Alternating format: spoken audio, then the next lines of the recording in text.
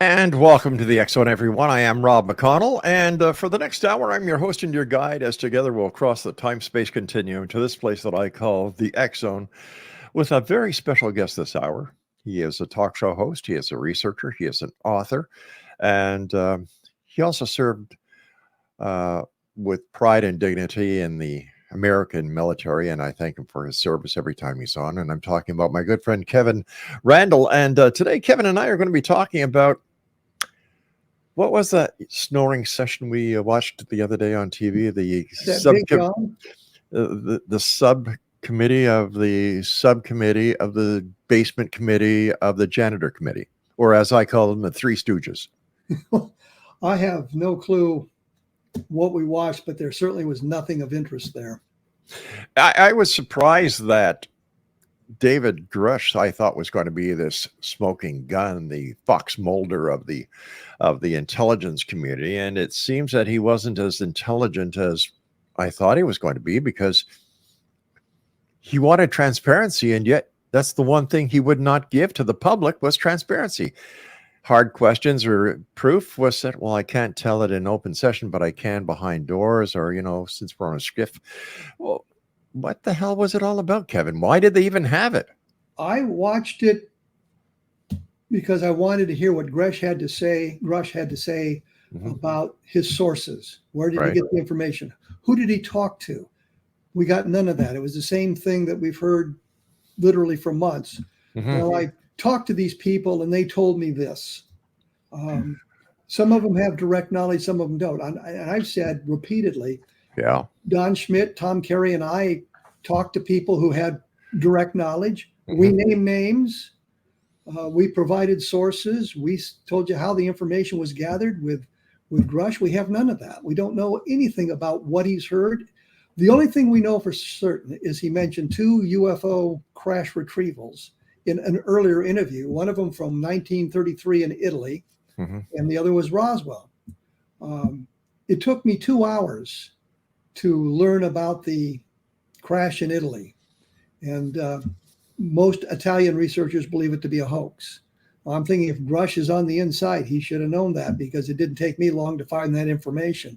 Of course, I'm in contact with people in the UFO field around the world, and he apparently is talking to people in the hallways of the Pentagon. It was funny. He said he told lawmakers that he was informed of a multi-decade UAP crash retrieval and reverse engineering program. So he's got no firsthand experience. None whatsoever. So I wonder if he plays cards with Bob Lazar and the rest of the wannabe crew and came up with all this crap. I think what's happened here is, of course, is my opinion, but I think what's happened here is in the course of his duties in the Pentagon, he heard some stories and believed them to be true, and didn't have a way of vetting them or didn't know who to contact, and he started talking about it. And now he's on the national stage, and it seems clear to me he doesn't have a good grounding, to use that term, grounding, in the UFO field. It was funny to listen to the what was his name? Not the chairman, but Burchett. Tim Burchett, the rep from Tennessee. Right, who was saying that he was he was a UFO enthusiast. He got his first book at 10 years old, and how he basically showed that this inquiry was going to be tilted. And then he brought in the fact of his church, and George Knapp was there, and it was a circus, if anything. Well, we had 3 witnesses. They didn't say anything that we hadn't heard them say in the past. There was nothing really new involved there. No real evidence was presented. Yeah. The 2 pilots at least could talk about firsthand experiences, seeing something strange. And what Fravor, I thought was interesting, mentioned that when he saw the Tic Tac, it was on radar, but not on his aircraft, but on another aircraft, and radars in the fleet had picked it up. So there is some kind of a second chain of evidence, at least with his sighting, of something anomalous there that's maybe some sort of a glitch in the electronics as they just updated the electronics and things like that. I don't know that much about it, but they talked about how all pilots are just starting to come forward. And I'm thinking, gee whiz, I've talked to any number of pilots. I did a book about the Washington National sightings in 1942. And in the course of that book, I actually quoted some of the pilots who were involved in intercepts over Washington, D.C. in July of 1952. So it's just, there's just nothing new there that I had not heard before. Something that Graves said that grabbed my attention, Kevin, was if UAP are foreign drones, it is an urgent national security problem. If it is something else, it is an issue for science. Certainly, if it's foreign drones, it's national security. But if it's something else, it's also national security. We can't have these foreign craft operating in our airspace. Right. You can look at it from the point of view of it's a hazard to aerial navigation because we don't know how they're controlled and who's controlling them or anything like that. And secondly, they could be spying on us, like the Chinese balloon that the president finally decided to shoot down after it had an opportunity to cross the entire United States. So yeah, there's a national security issue there that needs to be resolved. But we've had that same national security issue since 1947 with people talking about UFOs and these things flying through our skies. So it's an imperative national security issue because they've been around for 75 years. It's just suddenly we now have congressional interest in it. Something else that what was his name? Fravor said that I found rather strange coming out of an aeronautics person who works in the defense industry when he said that, to his knowledge, there is no manned or unmanned craft that does not give off a heat signature that would not show up on FLIR. Now, am I correct in understanding that the F-117 stealth does not give off a heat signature as part of its stealthing capabilities? Yes, it does, but I think it's reduced. I think if you catch it in the right angle, there is a bit of a heat signature, but it's not the kind you would expect from an aircraft, a jet aircraft. It's a reduced heat signal. But yeah, there should be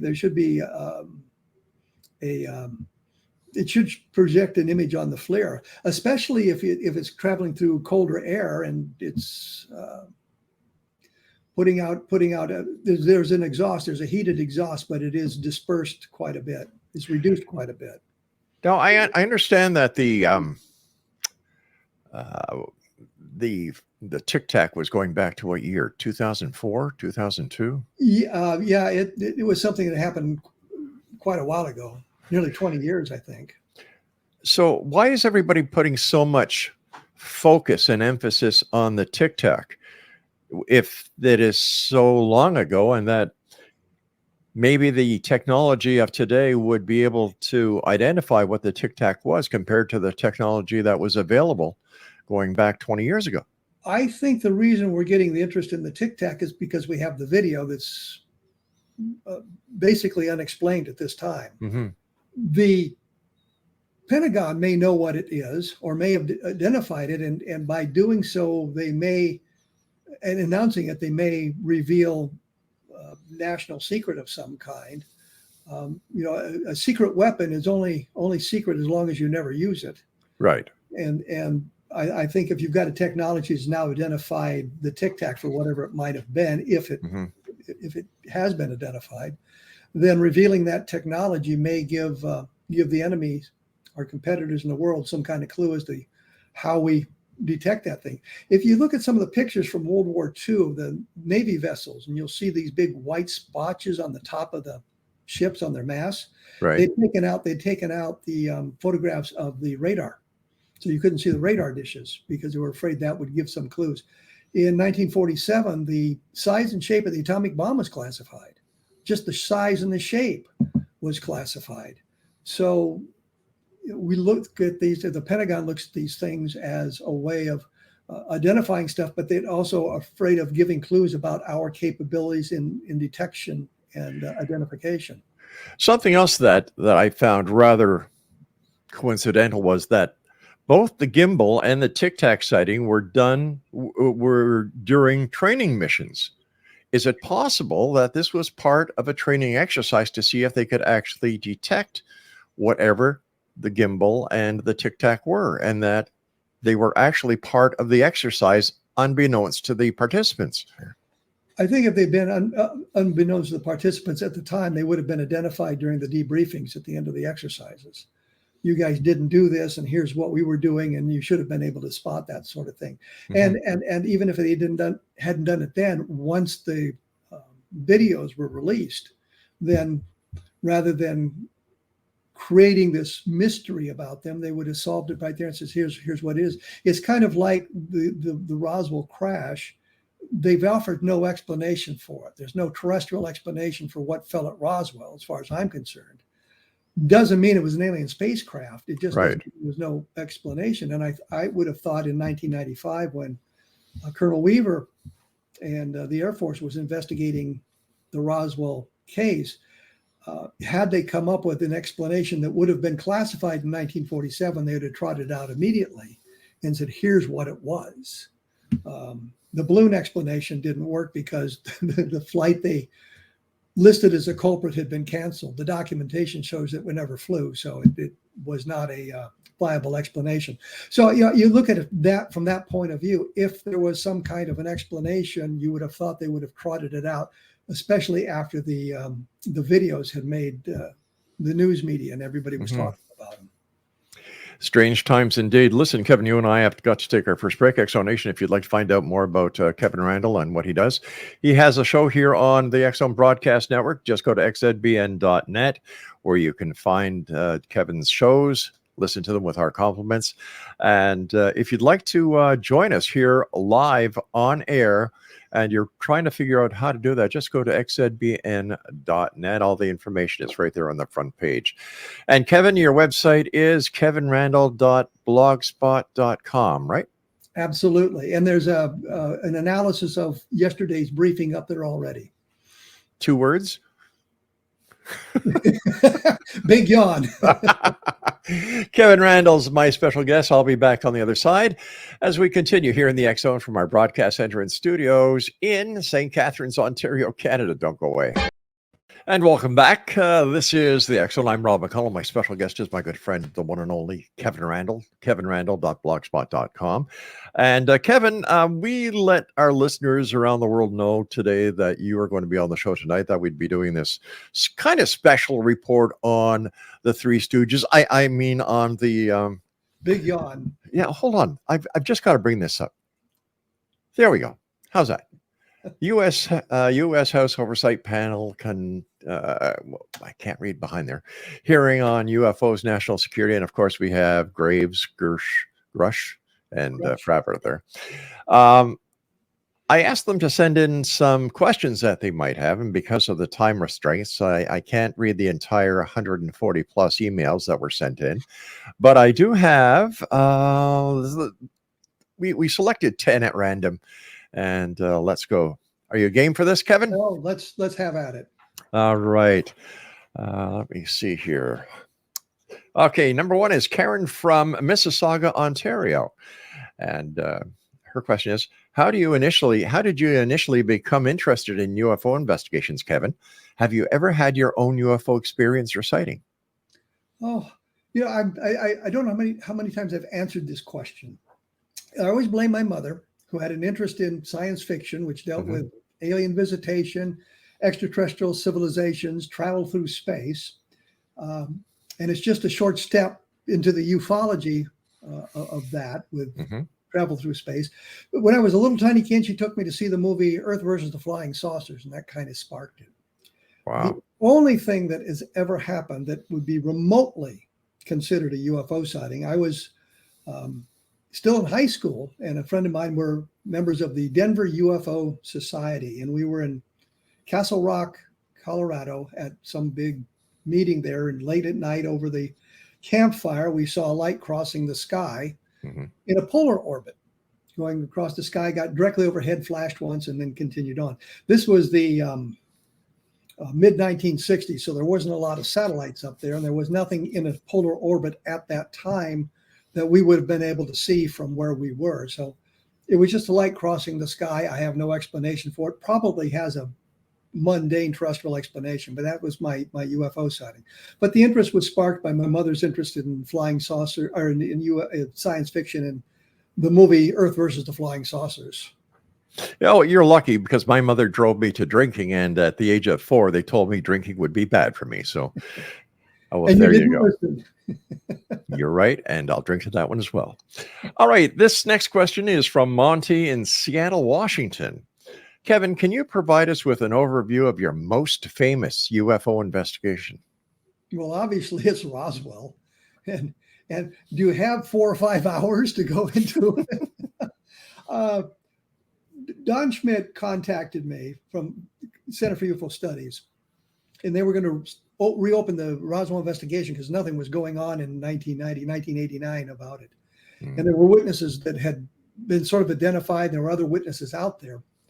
And they needed somebody with a military background because many of the witnesses would be ex-military. They thought I could relate to them better. So we went to Roswell to take a look at that case, believing that we would find the mundane terrestrial explanation. And it looked like that was the way it was going to go until we met Bill Brazel, who is the son of the man that took the wreckage into Roswell. And he talked about what he had seen and what he had done. And that kind of turned the thing around for us. And we thought, well, we've got to come back. And from that, it kind of exploded. I lean toward the extraterrestrial in this because I have no terrestrial explanation. Every member of Colonel Blanchard's staff, Colonel Blanchard being the commanding officer in Roswell at the time, that we could talk to told us it was extraterrestrial or something like that, with a single exception. I just met with Tim Saunders, whose father was the adjutant in Roswell in 1947. And I have some documentation, letters from the family from the mid-1990s, talking about how their father had mentioned to him that he didn't really want to talk about this because of threats directed toward him and the family. So we do have limited documentation. The reason I mention the names there is because in this panel that was held yesterday, we had a lot of discussion of these sorts of things, but no names and no sources. So I wanted to make it clear that we have names, we drop names, we have some documentation.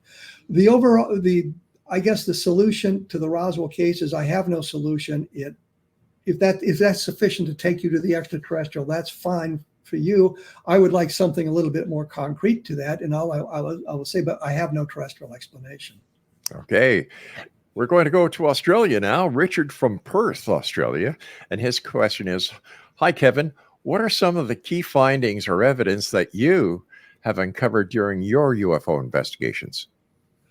I think some of the best evidence is in talking to the witnesses from the Roswell case. I mean, there's a multitude of witnesses, many witnesses who handled debris or saw the craft or saw the bodies that we've been able to talk to over the years. Unfortunately, the firsthand witnesses, given the timing now, I don't think there's any of them left alive that saw this stuff, but we made videotapes. We have audio tapes so we can corroborate what we're reporting on that. But I think looking at at that case, it's the witness testimony, especially from the high-ranking officers and the senior NCOs in Roswell at the time, men who had no earthly reason to lie about these things. Talking to finding some limited documentation, we just came up with a letter that is kind of interesting. Edwin Easley, the provost marshal in Roswell in 1947. Provost marshal is the chief of police on the military base, and he was responsible for security on the base. And he had told me one of the times I talked to him that he couldn't talk about it, the really good stuff, because he had promised the president that he wouldn't.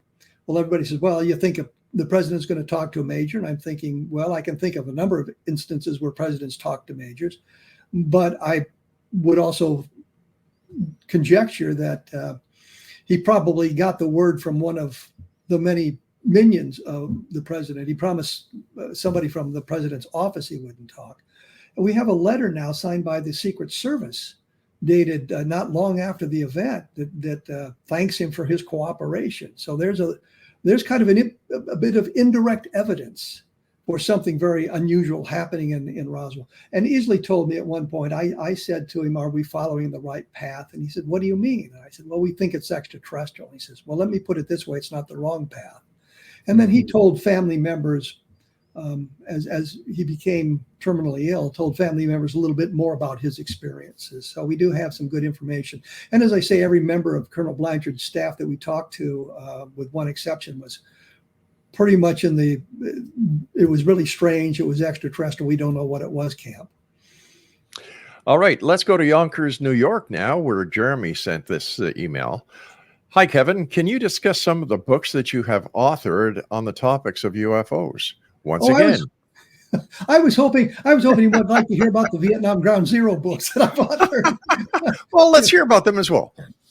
Or some of the science fiction novels I've written, which, of course, now condemns me in some of the UFO field. Well, Randle, he writes science fiction. You have to be careful there. I think I've written 37 books on UFOs. I actually made a count the other day. Brad Steiger and I used to argue about who wrote the most UFO books. He thought it was me, and I thought it was him. But I've done books that deal with specific sightings. I did a book on Socorro, New Mexico, which is the Lonnie Zamora sighting from 1964, where we saw the craft on the ground and the aliens outside it. And it's one of the very, very few cases in the Project Blue Book files in which the witness talked about seeing alien creatures, and it was not labeled as a psychological problem. It turns out, as you go through the evidence in that, there's other witnesses to things. So there's some corroborative details. It's not Lonnie Zamora saying the thing. Okay. I did a book on Level Land, which I think is an important sighting because literally dozens of people were involved.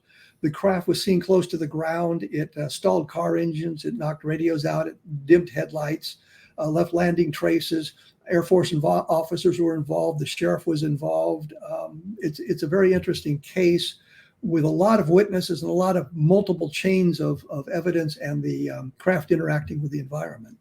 Speaking about crashes and sightings like the one you just talked about, nobody talks about the Kecksburg incident anymore.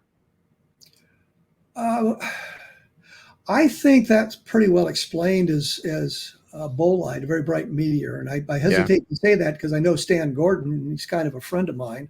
So I hesitate to mention that because he spent so much time investigating it. But I think the evidence leans in that direction.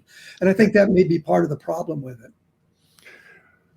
It seems like what about Shag Harbor? Because you had the Coast Guard, you had the RCMP, you had the Canadian Navy involved, and they found nothing. I don't think of that as a crash. I think that is a kind of a forced landing, an emergency landing type affair. But I mean, it went into the water. Mm-hmm. Apparently, was detected underwater by some of the vessels that responded, the military vessels that responded. Chris Stiles and Don Ledger have done a wonderful job of investigating that and gathering documentation for it. The Condon Committee, which was in session at the time, the Condon Committee being the University of Colorado study that was financed by the Air Force, and they made a phone call to Canada, and they said, well, just a couple of teenagers saw some light in the sky, and they said, well, we don't need to investigate, and yet we, as you mentioned, there was police officers involved and multiple witnesses. There's a photograph of the object in the sky and all kinds of things. And then, of course, the military response. Very interesting case. Nothing was retrieved, but I think that they dove into the ocean to repair their craft. And once they had it fixed, they took off. There you go. Another mystery solved here on the X Zone. Yes. Let me see here. Alistair from Laughlin, Nevada. His question is, hey, Kevin, in your opinion, Kevin, what goes on behind the secretive boundaries of Area 51? I think it's the development of the next generation of military aircraft. And it's and that's why it's super secret.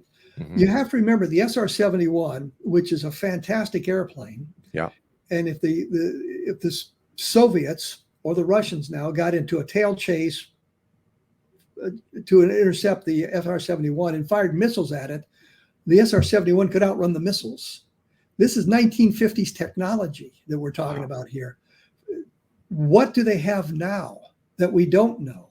anything about. What is the next generation of fighter craft or reconnaissance craft or whatever? And I think that's what goes on in Area 51 is the development of that sort of technology, and that's why it's a secret. And you know what? We've had Thornton Barnes on, who was a contractor for the CIA that worked in Area 51, and he said exactly what you just said. He worked there on the Apollo mission, the lunar lander, and some aircraft that developed there, and that's why it's so top secret. So there you go. Yeah, I think that's wonderful. I think it's too bad that we all have sort of outed the place. Yeah. And so everybody knows where it is. And I wouldn't be surprised if they've moved some of the facilities away from Area 51 simply because it's now such an open secret. But I just saw nothing that suggests there was anything extraterrestrial or alien involved there. All right, Kevin, you and I have to take our break at the bottom of the hour, so please stand by. And Kevin Randle's website is Exonation, www.kevinrandle.blogspot.com. This is the X Zone. I'm Rob McConnell. Find out more about the X Zone at our website, www.xzoneradiotv.com. And we'll both be back after this message. Don't go away. Don't get abducted. Watch out for the men in black. Watch out for the Three Stooges. We'll be back. And we're back. You said the condom committee, right? And I got a message from one of our listeners who said condom committee. I guess that's because they like to play it safe. No, not condom. Condom. Well, we can always say the rubber bounces back, but that's for another show. Some of the top 10 historically significant whistleblowers are Edward Snowden. Remember, he exposed extensive global surveillance programs conducted by intelligence agencies such as the NSA, revealing the collection of personal data from millions of individuals. Let me see. Daniel Ellsberg, he leaked the Pentagon Papers in 1971. Chelsea Manning, formerly known as Bradley Manning, she leaked classified military and diplomatic documents to WikiLeaks. WikiLeaks.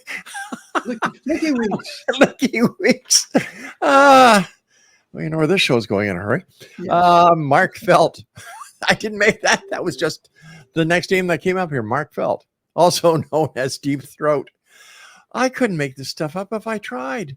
Oh, yes, you could. Okay. As an FBI associate director, he anonymously shared information with investigative reporters during the Watergate scandal, during the Nixon administration, bringing Nixon down. Karen Silkwood, she was a nuclear plant employee who uncovered safety violations at the Kerr-McGee nuclear facility.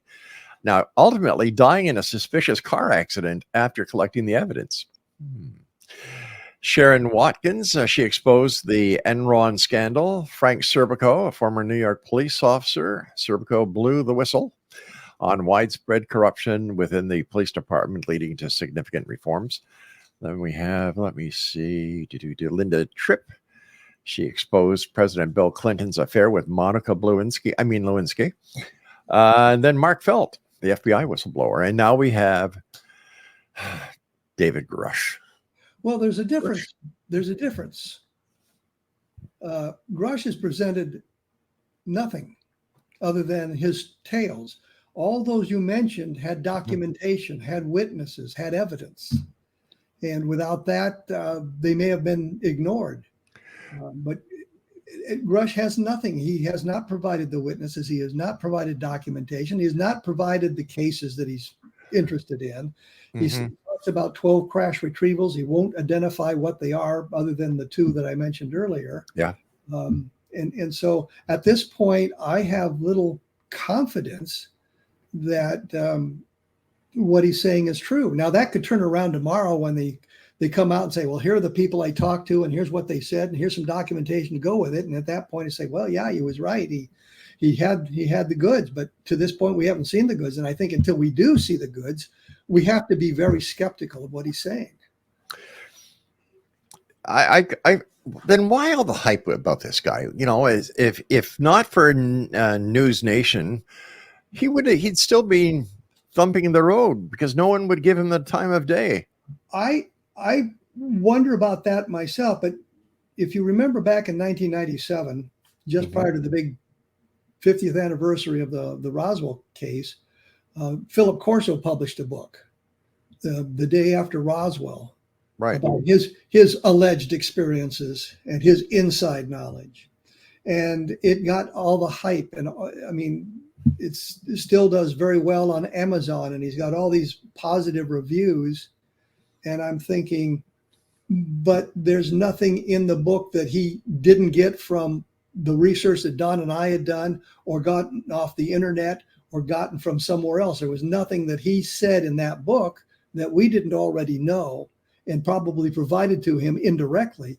And he was caught in numerous confabulations, to be kind about it. He said at one point at a news conference in Roswell, and I was sitting right in the room, he said, when I was the base commander over at White Sands Missile Range, well, he was never the base commander at White Sands Missile Range, because the base commanders historically were general officers. He retired as a lieutenant colonel. Even the front of it cover his book said colonel. He wasn't a colonel. He was a lieutenant colonel. I have a great deal of respect for lieutenant colonel myself personally, but it's just the gods seem to reach down and touch people and on the shoulders, and they bubble to the surface. A spokeswoman for AARO said in a statement that that the office has not discovered any verifiable information to substantiate claims that any programs regarding the possession or reverse engineering of extraterrestrial materials have existed in the past or exist currently. She also said the department is committed to timely and thorough reporting to Congress. Who do you believe? Well, I don't believe the part about timely and thorough reporting to Congress, but that's a whole nother argument. But I don't really believe the statement either. I think that there's a lot of information that they have not released, and I think it falls under the purview of national security, or at least they wrap it in that mantle. Right. As I say, I've talked to an awful lot of people, military people. People have no earthly reason to lie about these things. They're not looking to get on the stage. They're not looking to blow the whistle. They're not looking to make money off the deal.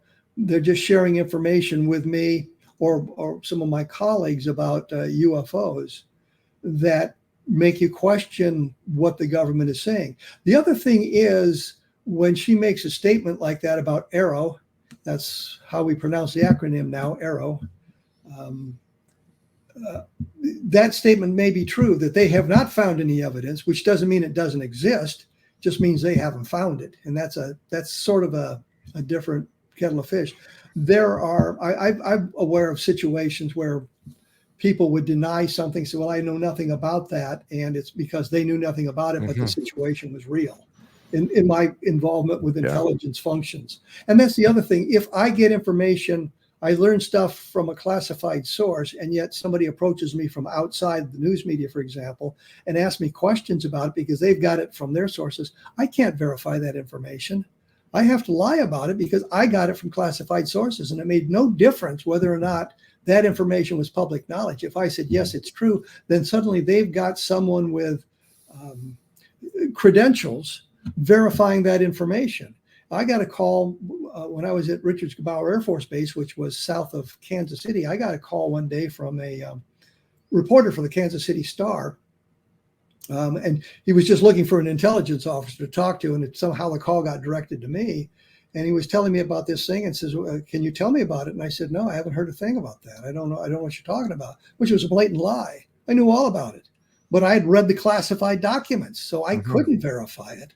So that was what I had to, if I said, well, I can neither confirm nor deny it, then that is in essence kind of confirming it. So I just said, no, I don't know what you're talking about. And he was, well, you're not a very good intelligence officer, are you? And I'm thinking, yeah, I'm really good. I got you fooled, don't I? Something else that caught my attention yesterday, not directly said or quoted during the subcommittee, but a bipartisan group of senators led by Majority Leader Chuck Schumer introduced an amendment to the annual defense spending bill currently making its way through Congress. The measure, modeled off legislation aimed at revealing government's records about the assassination of President John F. Kennedy, would require executive branch agencies to hand over UAP records to a review board. So is Schumer saying that there's a connection between the assassination of President Kennedy and the UAPs? No, what he was saying in that was there was a 94-page document that the Senate created back years ago where they were trying to pass legislation that would require the release of documents about the Kennedy assassination. And what Schumer had done was he modeled his request for information about the UFOs on that document. And in fact, I did an analysis of that on my blog, and the line I used in that, and we all know how well that worked out. So the model probably wasn't the best, but it always falls back to national security. And it also said, I think it also said that President Biden would have oversight on this, and he could change the committee's recommendations or what they were releasing. He could either require more data to be released or required some of it to be withdrawn. So it wasn't in the public arena. So it sounds interesting. It sounds like it's going to be fun. It's going to be helpful. But I think, look back at how well that sort of legislation worked in the Kennedy assassination. It didn't work really at all. I guess they released some 4,000 documents in the Kennedy assassination, but there's an awful lot of information that was not released at that time. And it will be in the same boat with the UFOs. I refuse to call them UAPs, by the way. In your opinion, do members of Congress actually need access to classified documents?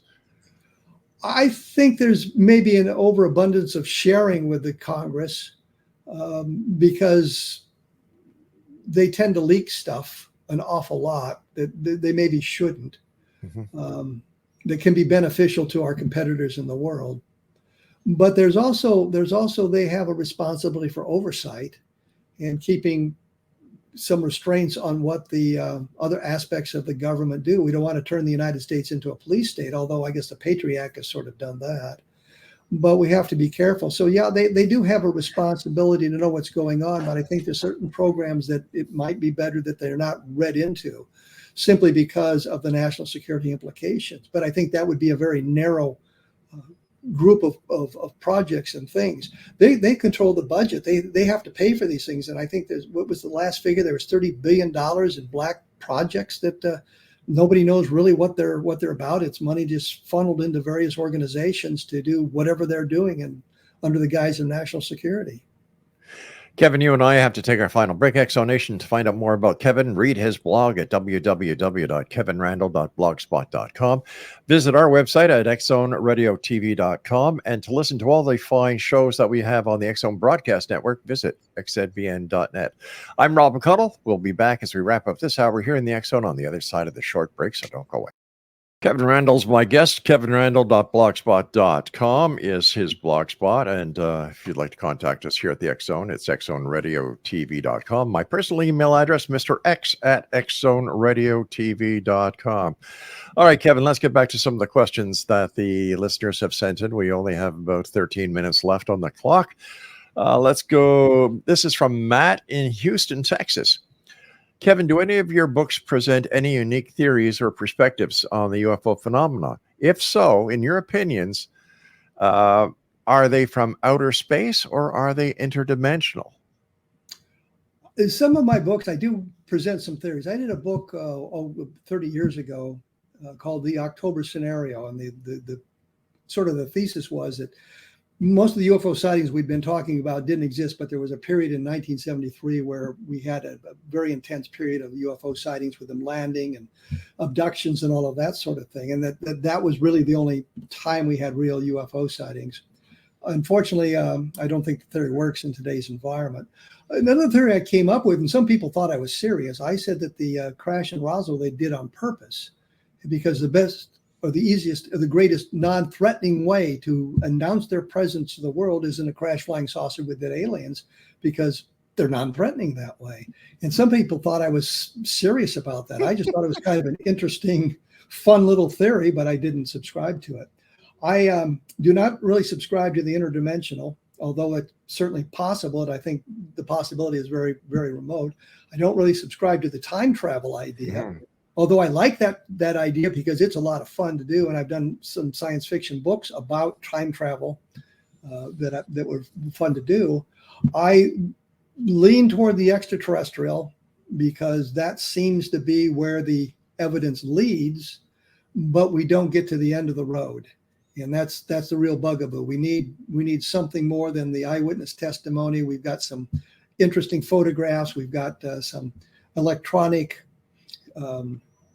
means of collecting data that provides some interesting data, that sort of thing. But we just don't have that final smoking gun about leading us to the extraterrestrial or a terrestrial explanation. I don't know of any terrestrial explanation that would explain the UFO sightings as they've been developed.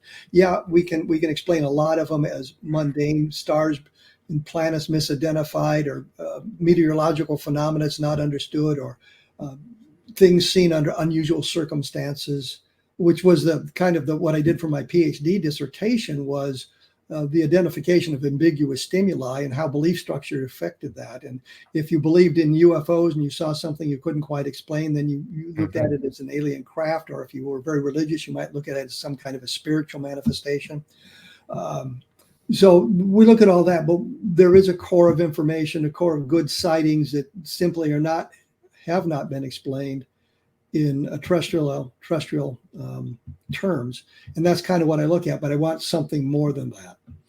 Yesterday, during the congressional hearing, even David Grush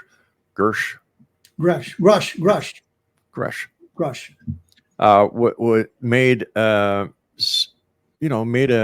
statement to the effect that these could in fact be extra dimensional or interdimensional. That theory is circulated through the UFO community for literally decades. There are those who believe that's the explanation for it, and that eliminates the bugaboo of interstellar travel and the speed of light being the limiting factor. If they're interdimensional, then they're right here already, and if they found a way of moving between our universe and their universe, or whatever, that eliminates that problem. So that's one. And as I say, I'm aware of it. I just don't subscribe to it as being the explanation. I think more a nuts and bolts situation and a more interstellar solution for that.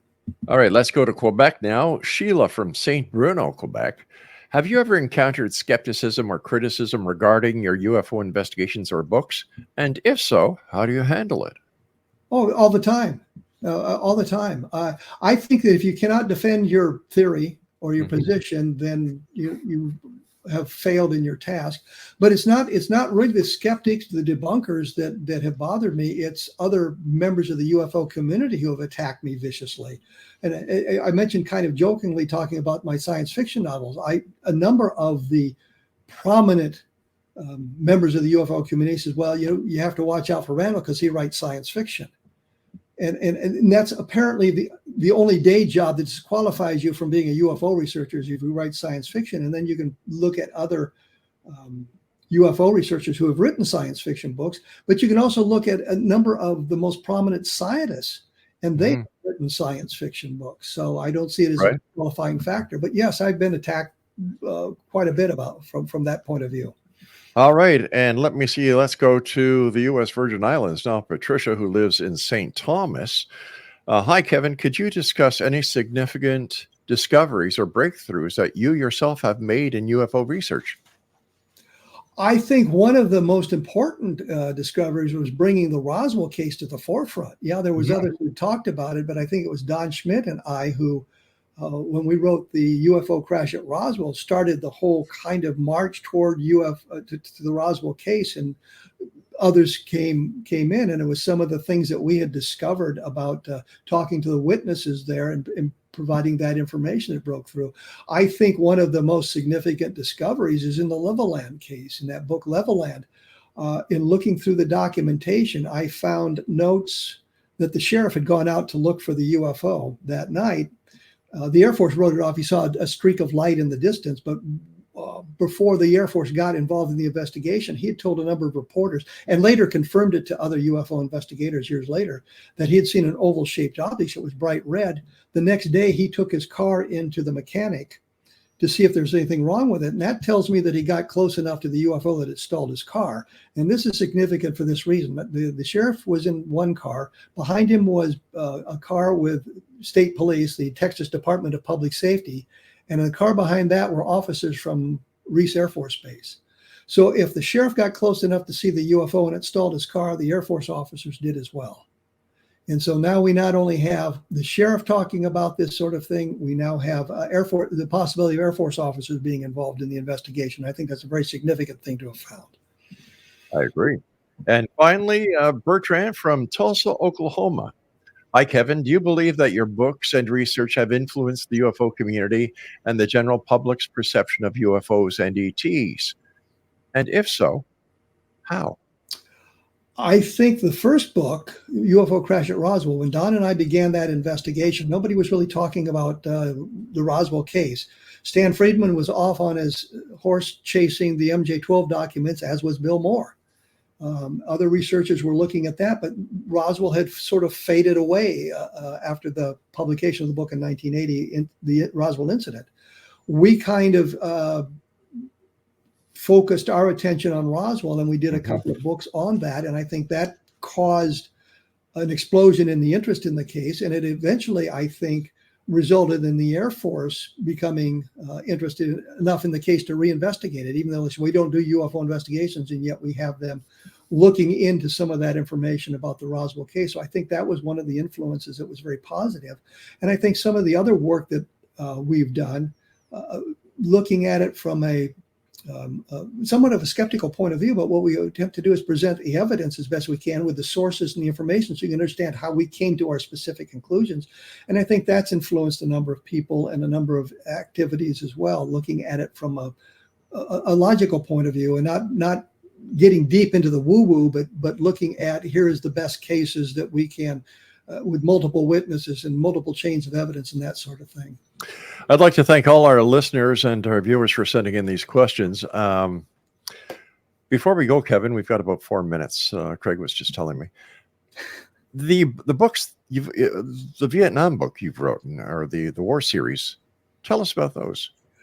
Well, back in the 1980s, Bob Cornett and I were going to science fiction. We want to be science fiction writers. We're going to science fiction conventions to meet.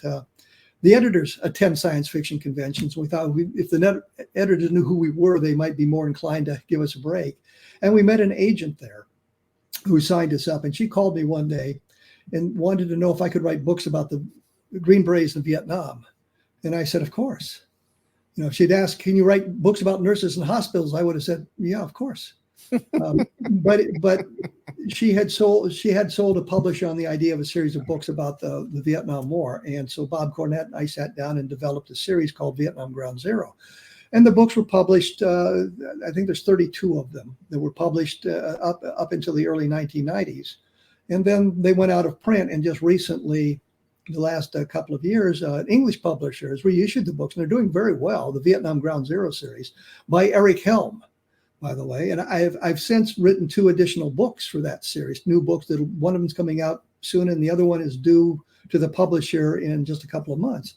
So I did that, and at the same time, I was doing, other publishers had contacted me to do other books that related to UFOs. I did a series on the Navy SEALs. I did a series called Wings Over Nam, which has just been reissued as well. So, and it's based on my experiences. One of the reviews, and this is the thing that annoys me, the reviewers for Amazon, they don't have to have any credentials. And some guy wrote in and said I had confused the left seat, right seat in the helicopter. And he was very annoyed about that and wondered about my expertise.